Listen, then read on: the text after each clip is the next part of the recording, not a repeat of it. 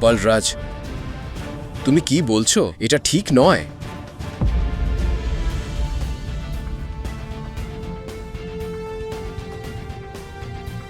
চলো ফাইট করি। কবে ফাইট করতে চাও? এটা শুনে বালরাজের মুখে একটা হাসি ফুটে উঠল। একরাম হতবাক হয়ে গেল। এরপর কি হবে?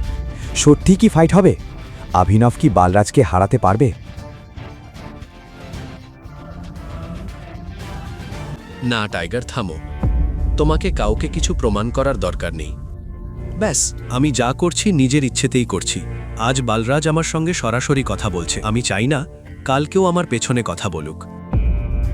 অভিনবের চোখে যে তীব্রতা আকরাম দেখেছিল, ঠিক সেই একই দৃষ্টি সঞ্জয়ের চোখেও একদিন ছিল। আকরাম গভীর নিঃশ্বাস নিল এবং সবকিছু ঈশ্বরের ওপর ছেড়ে দিল।